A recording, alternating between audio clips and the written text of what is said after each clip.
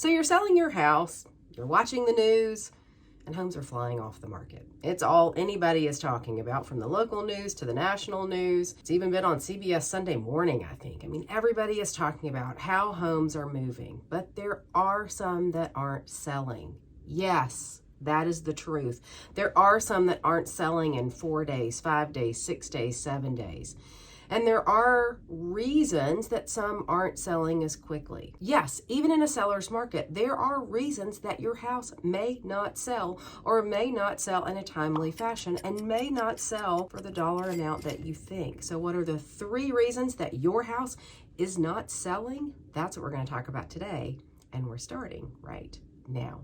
I'm Sherri Green with Coldwell Banker. Welcome to my YouTube channel that guides home sellers and home buyers in Washington, D.C. and Northern Virginia. The first reason your house isn't selling, it needs repair. There's a misnomer that because we're in this seller's market, buyers are buying anything. No, they're not. They're not buying anything. They remain picky. And the competition is tough amongst buyers, and even if there are a lot of them, they're still picky. They want to know that they can move right into a house. Why? Because the other thing they're hearing on the news is that the supply chain is terrible. So they don't think they can find a dishwasher or find a washing machine or even find a contractor to do any of the work that they see in your house when they walk in and they realize it needs repairs. So the one thing you have got to do is make sure that anything in your house that needs to be repaired, you take care of it before you put it on the market. This is also going to make sure that you get top dollar for your house. Buyers are looking to spend. They are looking to buy a home,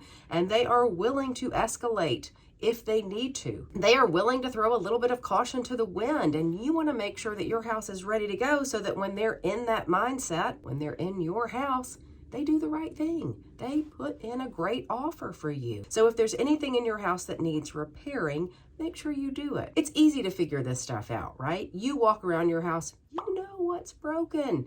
You know that this faucet leaks. You know that this sink could use a little tightening. The toilet's a little bit loose. You could do some caulking in the bathroom. The front door is not quite on its hinges correctly. The stoop is dirty. Whatever it may be. The fence is leaning. The gate doesn't lock correctly. This door is hard to lock and unlock. This window is hard to lock and unlock. Anything that you think a buyer is going to notice or that bothers you, but you've just let it go, you've got to do it. You've got to repair anything that the buyer is going to see that's going to be obvious and that could disrupt your sale. The second reason that your house isn't selling, it's overpriced. Again, everybody's watching the news and everybody is seeing that homes are selling like hotcakes, and that can lead a seller to think, I can price my house wherever I want. No, you can't. And you can't just look at the neighbor's house and say, well, they're sold for this, so mine will too. And you can't jump to a different zip code and say, well, that one sold for this and so will mine. It doesn't really work that way. It's not always an apples to apples comparison. And even when it is, you've got to look at the nitty-gritty details. Perhaps your home is on the busier street in the neighborhood and your neighbor's was not. Perhaps your home is in need of some repairs that we've already talked about and you failed to do them and your neighbor did. Perhaps your neighbor painted the inside of their house and you haven't. What if your house is in a neighborhood that people just aren't as drawn to? You can't compare your house in your neighborhood with a house that's in this neighborhood if it sells differently. If this neighborhood is more convenient, if it's closer to a better school, if it's closer to commuter lines and rails, if it is just more appealing for a variety of reasons, you can't compare a house that's sold in this neighborhood to your house because it may not be a direct comparison. You may have to price your house differently than this neighborhood if your neighborhood just isn't as desirable. Maybe your house needs repairs. If you fail to do some of the things that I've talked about in the first part, that could be a big reason your house isn't selling either. You've got to create that first impression. So if you overprice your house and you have a horrible first impression, it could be the reason your house isn't selling. Maybe you've forgotten or failed to do some of the bigger ticket items, yet you still want the big ticket price. What if you haven't done your roof in 20 years? What if your HVAC is 18 or 25 years old? Your boiler is 100 years old, but you still want the price that your neighbor got, but all of their things were newer. That is overpricing your house.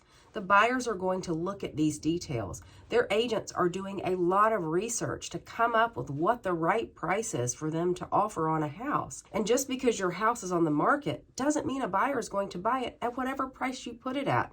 It's got to be priced accordingly. And if you do price it accordingly in this market, yes, you will be pleased at the results. The last reason your house may not be selling is simply you are unflexible on some of the terms that buyers need. Let's say you don't want to move out of your house for 60 days, but every buyer in your neighborhood or every buyer looking at your house needs to move in 30. That's tough. What if you were unflexible on the amount of EMD that they put down? That could be an issue. What if you were unflexible with their ability to need and want a home inspection? Again, that could be something that turns them off. So looking at the terms of a contract, not just the price. If you're unflexible, if you are not willing to work with the buyers who bring you offers and negotiate some of those other finer points of the contract, you may be being unreasonable in their eyes, and it may be one of the reasons your house isn't selling. Are you new to my channel? Make sure you watch this video next. If you're selling your house, I think you're going to find it very important. It will help you get your house ready to go in 30 days, and that may be all the time you have.